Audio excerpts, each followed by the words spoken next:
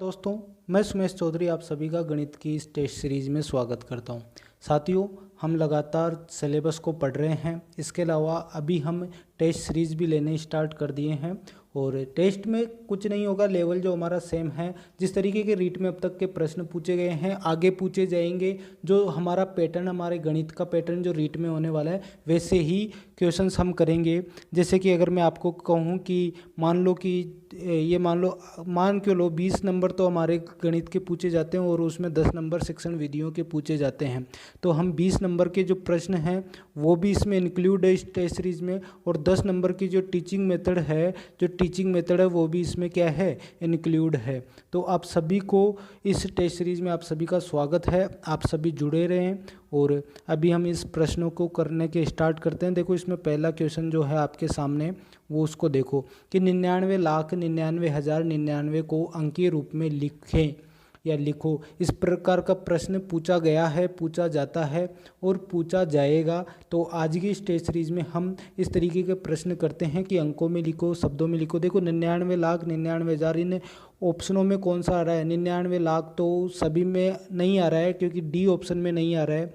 तो हमारा D option तो यहीं कट गया क्योंकि यहाँ 90 लाख है, 99,000 नहीं है, तो हमने इसको काट दिया है। आगे के ऑप्शन की अगर हम बात करें इन तीनों ऑप्शन में, तो 99 लाख और फिर 99,000 बी और सी में तो आ रहा है, लेकिन ए में 99,000 नहीं आ रहा है। तो ये दोनों ऑप्शन हमारे कट गए।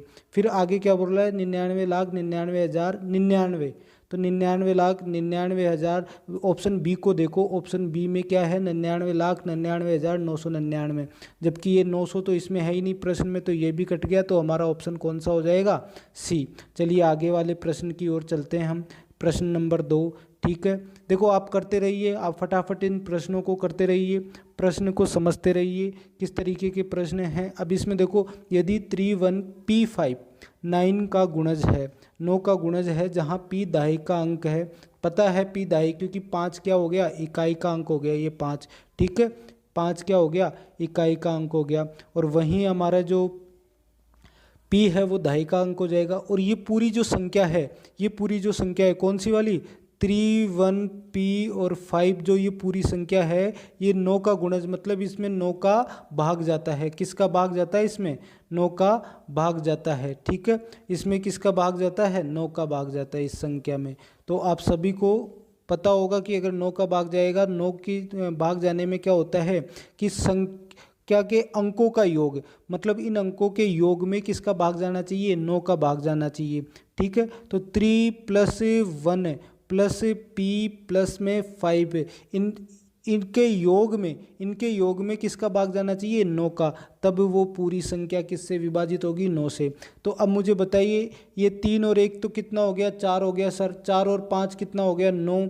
अब इसमें न्यूनतम मान बताना है, मतलब कम से कम क्या जोड़ें। तो कम से कम अगर आप इसमें जोड़ो, इसमें आप 9 जोड़ोगे या तो, ठीक है, तो 9 आपके ऑप्शन में है। लेकिन इसमें न्यूनतम मान बोला है, तो न्यूनतम तो 0 भी तो जोड़ सकते हो। तो इसका आंसर क्या हो जाएगा? ए हो जाएगा। तो ये प्रश्न आपको समझ में आया क्या? आगे वाला प्रश्न देखो, प्रश्न नंबर 3, ठीक है। अब प्रश्न नंबर 3 को समझने के लिए हमें एक चीज़ का ध्यान होना जरूरी है, और वो चीज़ क्या होती है? वो चीज़ मैं आपके यहाँ लिख देता हूँ कि वो चीज़ होती है बोर्ड मास। अब बोर्ड मास का नाम अगर आपने सुना है तो बहुत बहुत आपका मतलब अच्छी बात है, लेकिन अगर नहीं सुना है तो घबराए नहीं। देखो, बी का मतलब होता है बोर्ड मास में ब्रैकेट। बी का मतलब क्या होता है? ब्रैकेट। जो इस तरीके के ब्रैकेट होते हैं, इस तरीके के, एक ये वाला ब्रैकेट बड़ा वाला, ये छोटा बोलते हैं इसको, ये मझला बोलते हैं, और ये इसको बड़ा वाला ब्रैकेट। और ओ का मतलब ऑफ होता है, और ऑफ को क्या बोलते हैं? का के, जो संख्याओं के बीच में का के की इस तरीके की चीज़ें आती है उनको ऑफ या का बोलते हैं, ठीक है। और डी का मतलब क्या होता है? डी का मतलब होता है भाग, और एम का मतलब मल्टीप्लाई। डी का मतलब डिवाइड, एम का मतलब मल्टीप्लाई जिसको गुणा भी हम बोलते हैं, ए का मतलब एडिशन जिसको हम जोड़ बोलते हैं, एस का मतलब सब्ट्रैक्शन जिसको हम माइनस बोलते हैं। इसका मतलब हो गया कि ये क्रम है, ये क्रम है कि पहले हमें बी को यानी कि ब्रैकेट को सॉल्व करना है, फिर ओ कहीं पर आ जाए का तो उस का को सोल्व करना है, फिर डी आ जाए, डी मतलब भाग आ जाए तो भाग को सोल्व करना है। अब इस प्रश्न में देखो, इस प्रश्न में क्या करो, देखो सबसे पहले क्या ब्रैकेट आ रहा है क्या नहीं आ रहा सर, ओ का आ रहा है क्या नहीं आ रहा, डिवाइड भी नहीं आ रहा। अब इसमें गुणा आ रहा है, 12 और 33 के बीच में क्या आ रहा है, गुणा आ रहा है। तो 12 और 33 के बीच में अगर गुणा आ रहा है तो पहले इस गुणा को सोल्व करेंगे 12 और 33 वाले को, उसके बाद में क्या करेंगे बताओ। सॉरी यहाँ पर भाग नहीं है, यहाँ माइनस है, प्रश्न में थोड़ी प्रिंटिंग मिस्टेक हो गई, तो यहाँ आप इसको चेंज करके माइनस भी कर सकते हो, ठीक है। इसको चेंज करके क्या कर सकते हो, माइनस कर सकते हो। तो अब इसमें ये माइनस की संख्या है, ये गुणा की संख्या है, तो सबसे पहले आप मल्टीप्लाई करोगे। मैंने इसीलिए कहा था कि डिवाइड नहीं है, क्योंकि ये माइनस था, प्रश्न में मिस्टेक हो गई। मैं भाग भी रहने देता, लेकिन ऑप्शन में भाग वाला ऑप्शन नहीं है, तो ये चीज़ें आपको पता हो गई, ठीक है। अब मैं इनको उठा देता हूँ। सबसे पहले हम 12 और गुणा को अगर हम मल्टीप्लाई करते हैं, 12 और किसको 33 को गुणा करते हैं, 12 गुणा में 33 तो कितने होते हैं, देखो 12 तिये 36 हो गए, 12 तिये 36 और 39 396। अब इसको अगर हम सॉल्यूशन में देखेंगे तो देखो कैसे देखते हैं कि 25 प्लस में 396 माइनस में 25 प्लस में 5, यही है ना, प्लस में 5। अब मुझे बताओ कि 25 और 25, क्योंकि प्लस के 25 में से माइनस का 25 चला गया, ठीक है, 0 हो गया। अब 396 प्लस में कितना हो गया, 5, 396 में क्या जोड़ दो, 5 जोड़ दो, तो कितना आ जाएगा 401, और 5 जोड़ते ही कितना आ गया 401, जो हमारा ऑप्शन किस में है, ए में है। ये प्रश्न समझ में आया, प्रश्न नंबर 3, क्योंकि यह भाग का चिन्ह नहीं था, यहाँ चिन्ह किसका था, यहाँ चिन्ह किसका था, यहाँ चिन्ह उसका था माइनस का, चिन्ह किसका था बच्चों, चिन्ह माइनस का था, ठीक है, चिन्ह माइनस का था। ओके सर, ठीक है।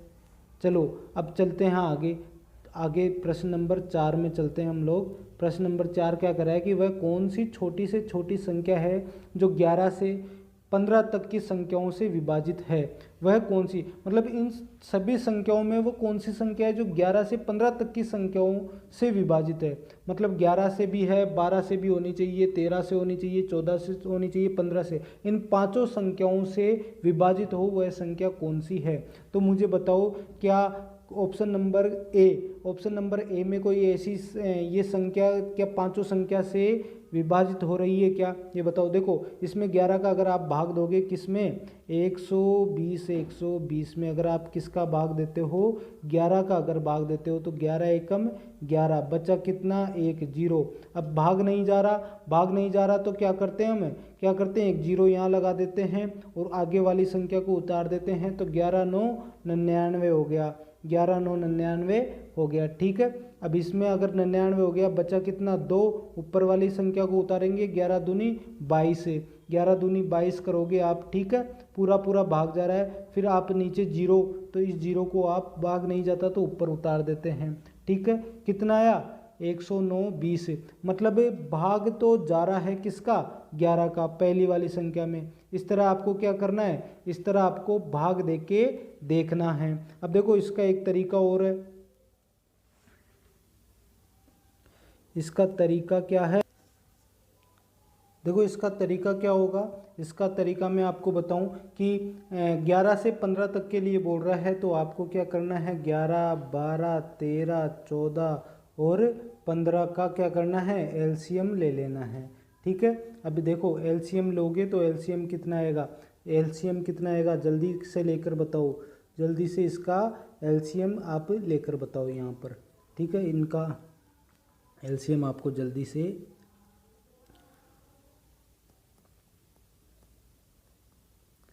चौदह और 15 का आप अगर एलसीएम लोगे तो सबसे पहले देखो छोटी संख्या से आप भाग दोगे, 2 का अगर आप भाग दोगे 11, ये क्या आ गया 6, ये क्या आ गया 13, ये क्या आ गया 7 और 15। फिर आप किसका भाग दोगे 2 का, तो ये 11 6, ये 11 है सॉरी, ये 11 6, ठीक है। फिर 6 नहीं, ये 3 हो गया, ठीक है, ये 13 हो गया, ये 7 हो गया, ये 15 हो गया। इसके बाद में अब अगला भाग किससे दोगे आप, 3 से दोगे, तो ये 11 बचा, ये 3 बचा, सॉरी ये 1 बचा क्योंकि आपने 3 से भाग दे दिया, 7 और ये 5 है, ठीक है। अब देखो, अब इन संख्या को गुणा कर दो, फिर आगे जाएगा 2 गुणा 2 गुणा 3।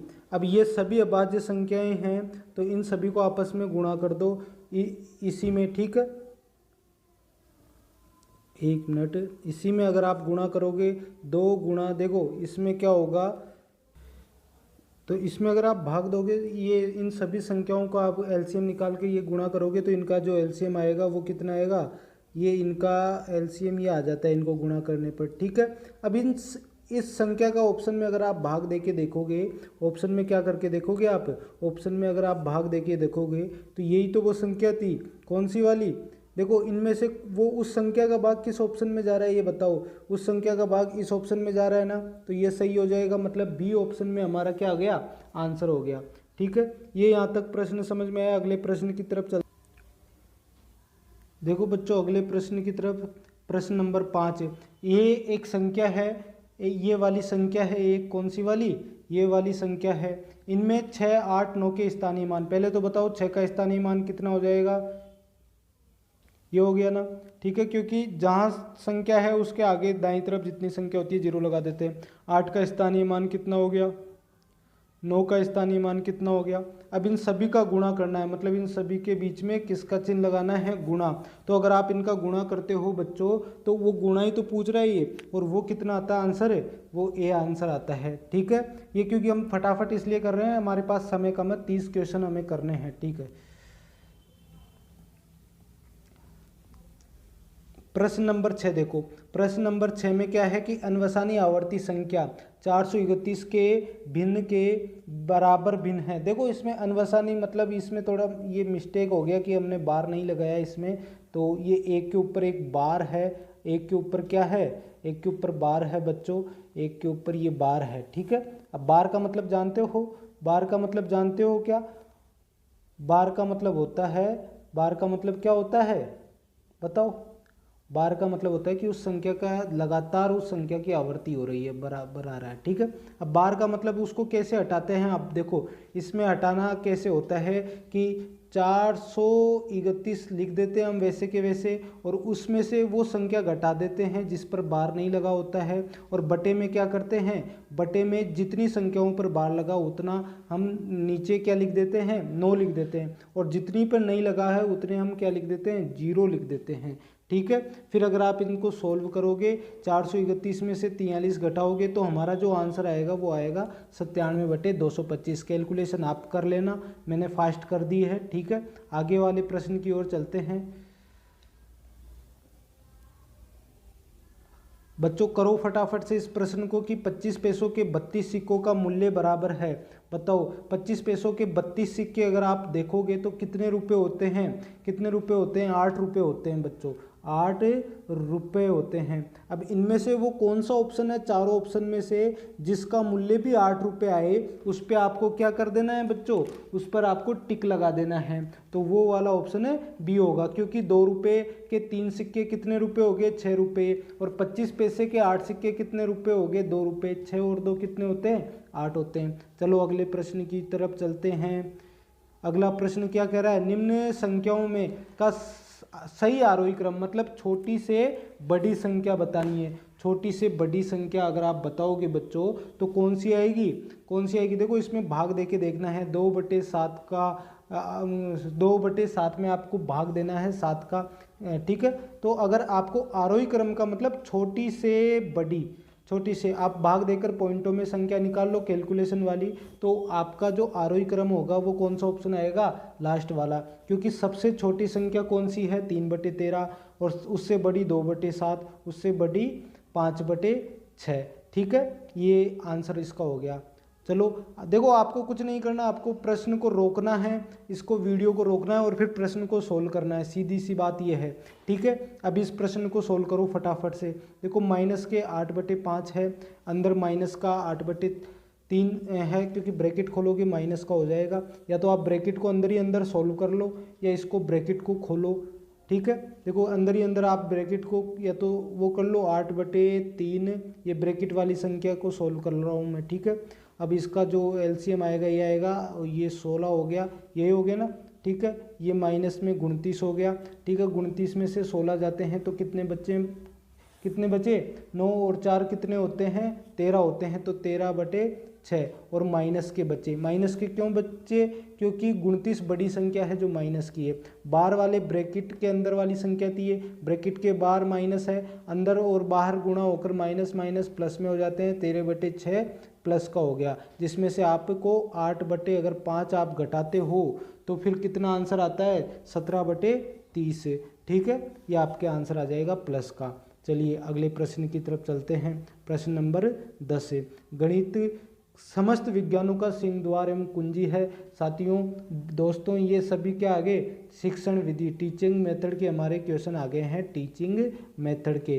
तो ये प्रश्नों को हमें करना है। गणित की समस्त विज्ञानों का सिंह द्वार एवं कुंजी है, ये कथन किसने कहा था बच्चों, ये कथन किसने कहा था बताओ मेरे को।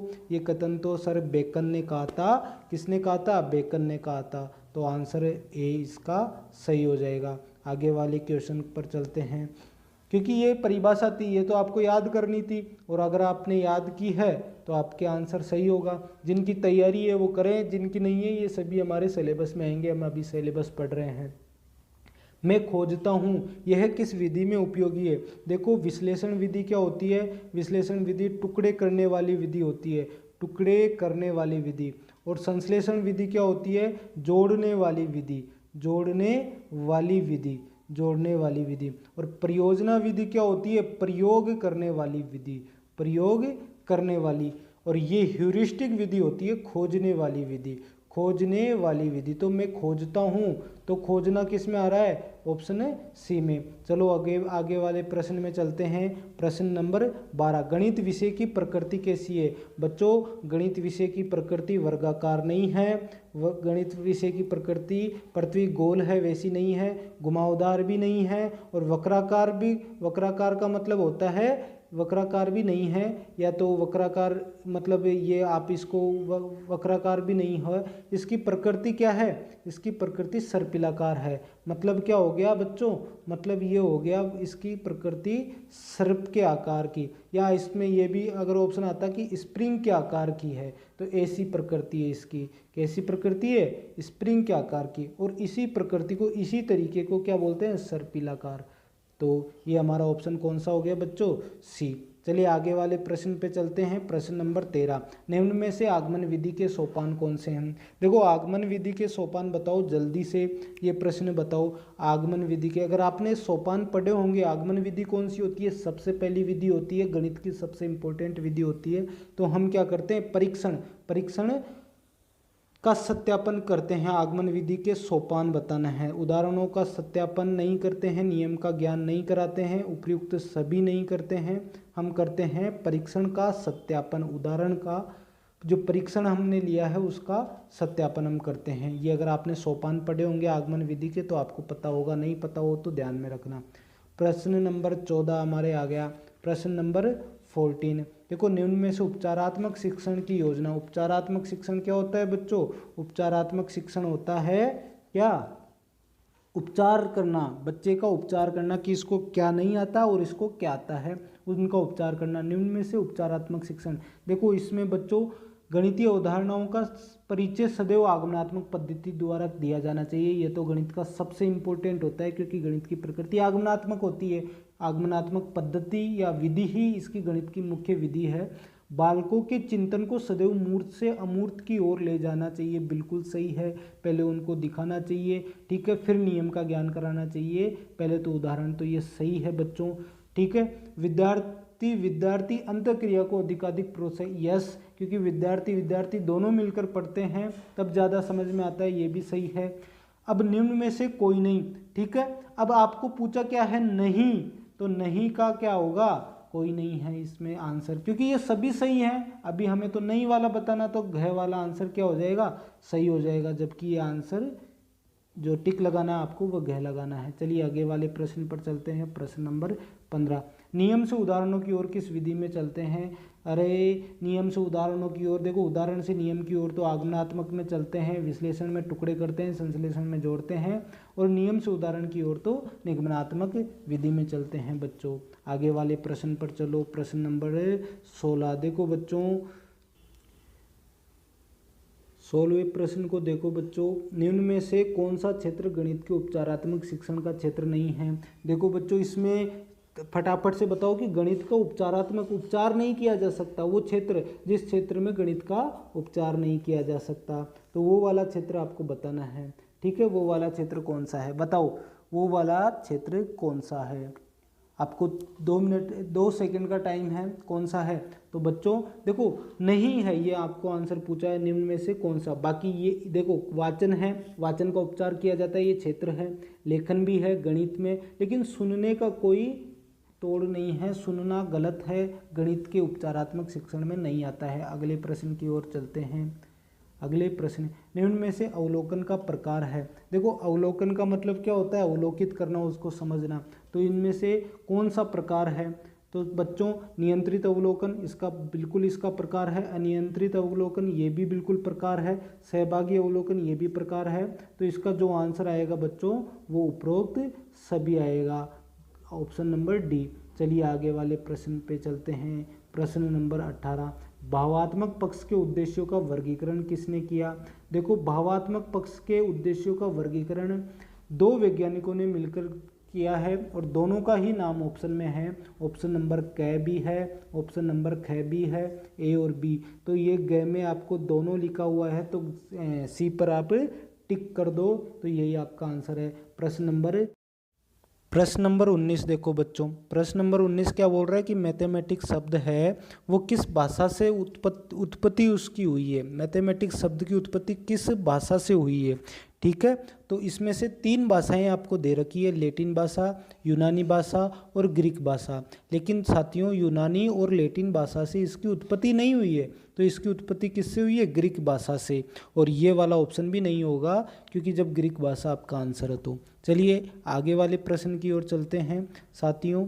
20वें नंबर के प्रश्न। अब ये 20 नंबर का जो प्रश्न है इसको जल्दी से आपको करें, क्योंकि इस प्रश्न में इम्पोर्टेंस है।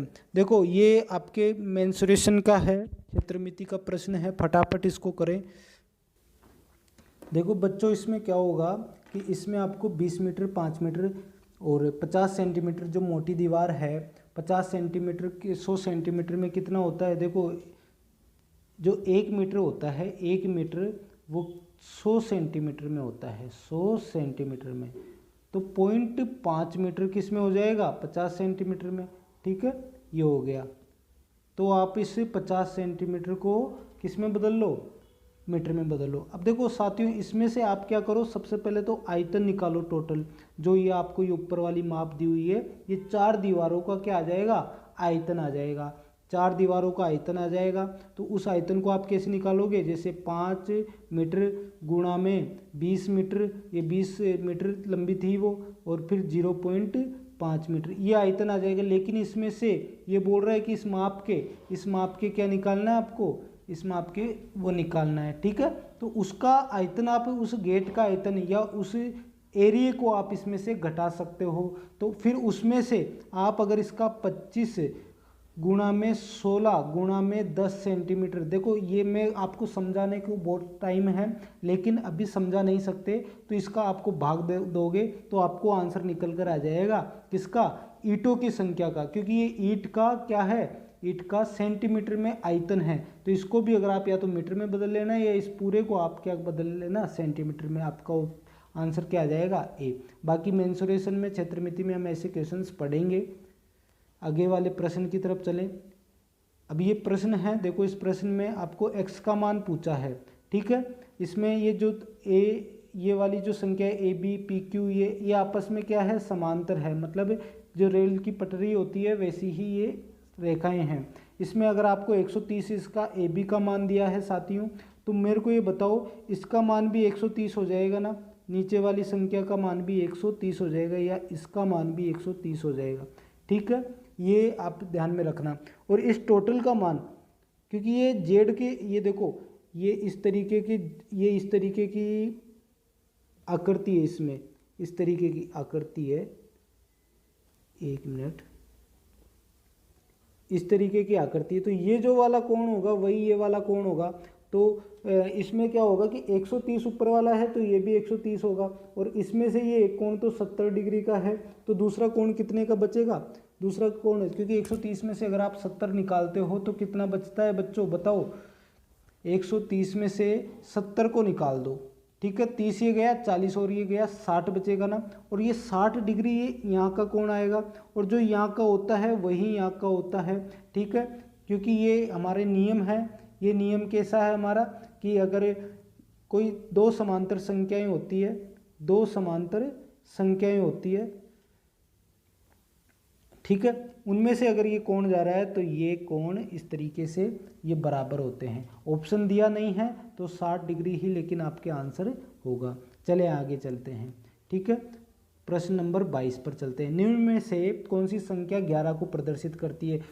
तो बच्चों ये प्रश्न आया था 2021 वाली रीट में, लेकिन मैंने थोड़ी संख्याएं चेंज की है। इसके अलावा आगे ऐसे ही प्रश्न पूछे जाएगा, एक प्रश्न इसमें से पूछा जाएगा नॉर्मली, तो इस वजह से मैंने थोड़ा सा आपको 11 का भी नॉलेज होना चाहिए। तो देखो ये तो 9 वाला है ऑप्शन में, पहला तो ये तो 9 है, क्योंकि 4 तो इस तरह की आती है और 5वीं संख्या इस तरह से आती है, ठीक है। फिर ये 4 है तो ए वाला ऑप्शन तो हमारे होगा नहीं। और इसमें अगर हम बी वाले ऑप्शन में देखेंगे तो देखो ये 4 5, पहले ये 5, फिर ये 5 10 और एक और, तो ये 11 है, ठीक है। आगे वाले प्रश्न में हम चलते हैं 22 से 23 नंबर। एक व्यक्ति का मासिक वेतन 12,000 रुपये है। पाई चार्ट के अनुसार वह व्यक्ति शिक्षा पर 90 डिग्री के खर्च, देखो टोटल पाई चार्ट क्या होता है, गोला होता है, ठीक है। ये पाई चार्ट में गोला होता है, ये बीच में बिंदु होता है, ठीक है। 90 डिग्री कैसा होता है, ऐसा होता है ना, मतलब इतना हिस्सा, ये 1/4 हिस्सा हो गया 90 डिग्री का, मतलब 1/4 हिस्सा किस पर खर्चा कर रहा है वो, शिक्षा पर खर्च करता है, ठीक है, 1/4 हिस्सा वेतन का। अब शिक्षा पर अगर 1/4 हिस्सा खर्च कर रहा है तो देखो 360 डिग्री होता है टोटल, और 90 वैसे भी 1/4 हिस्सा होता है। तो 12,000 का अगर आप 1/4 निकालोगे तो कितना आ जाएगा, देखो 4 तिये 12, 3,000 रुपये। तो शिक्षा पर कितना खर्च करता है वो, 3,000 रुपये। आगे वाले प्रश्न पे चलो, प्रश्न नंबर 24, जल्दी करो। राम ने 12,000 रुपये का धन 9% वार्षिक ब्याज दर पर, साधारण ब्याज पर 1 वर्ष 6 माह के लिए उधार दिया, तो बताओ उसका ब्याज कितना होगा। तो बच्चों इसमें देखो कि राम जो है, कौन है, राम क्या करता है, 12,000 रुपये का जो धन है उसको देखो पहले तो ब्याज पूछा आपसे, ब्याज का सूत्र क्या होता है, मूलधन गुणा समय गुणा दर बटे 100, ठीक है। तो मूलधन कितना हो गया 12,000, अब गुणा में दर 9, गुणा में क्या हो गया समय कितना दिया है, 1 वर्ष 6 माह या 18 माह भी आप कर सकते हो, बटे में 100। अब देखो माह में करे हो तो 12 का भाग आपको देना पड़ेगा, वर्ष में करते तो नहीं देना पड़ता, ठीक है। 2 जीरो से 2 जीरो ऊपर से ऊपर काट दो, 12 से काट दिया आपने। 18 को 9 बार गुणा करोगे 162, 18 का पहाड़ा अगर आपको आता है तो, फिर 1 जीरो और है तो 1620 रुपये जो ऑप्शन डी में है। चलो आगे वाले प्रश्न पे चलते हैं, प्रश्न नंबर 25 से। बच्चों एक घनाकार कमरे में 27 मीटर हवा भरी है, ठीक है, 27 मीटर क्या भरी है, हवा। देखो बच्चों इसमें 27 अगर हवा भरी है तो ये क्यूब है यहाँ पर, ठीक है, क्यूब है। तो क्योंकि 27 मीटर क्यूब हवा भरी है, ये आयतन दे रहा है उसका, घनाकार है, घनाकार का मतलब है सारी जो दीवारें हैं, छत, ये सब मिलाकर सब बराबर है, ठीक है। जो उसकी जो लंबाई है, जो भी एक भुजा है वो बराबर है, एक ही है, तो ये घन होता है, ठीक है, वर्गाकार की तरह घनाकार। तो अब मुझे बताओ कि जो घन का जो आयतन का सूत्र होता है वो क्या होता है, ए क्यूब। ए क्यूब का मतलब ए गुणा ए बराबर कितना है, 27 का क्यूब, ठीक है। तो ए का मान कितना आ जाएगा, 3, ए का मान कितना आ जाएगा, 3 आ जाएगा बच्चों, क्योंकि 3 से 3 ये आपके कट गया, मतलब 3 का क्यूब हो जाएगा, 27 का क्यूब नहीं होगा, 3 का क्यूब होगा, ठीक है। अब बच्चों ये अगर 3 का क्यूब हो गया, देखो इसमें 3 का क्यूब हो गया, आपको पूछा भुजा का मान है, तो भुजा का मान क्या आ गया, ए बराबर 3 मीटर आ गया, ठीक है, भुजा 3 मीटर की आ गई। अब मुझे बताओ कि उसकी दीवारों पर पेंट करवाना है तो पहले तो उसका क्षेत्रफल निकालो बच्चों। उसका चारों दीवारों का क्षेत्रफल क्या होगा 4a²। तो 4 गुणा 1 स्क्वायर मतलब 9, 9 चौक 36 है, उसकी क्या हो गई 36 उसकी भुजा हो गई बच्चों। ठीक है, 36 मीटर स्क्वायर उसकी क्या हो गई क्षेत्रफल हो गया उसका।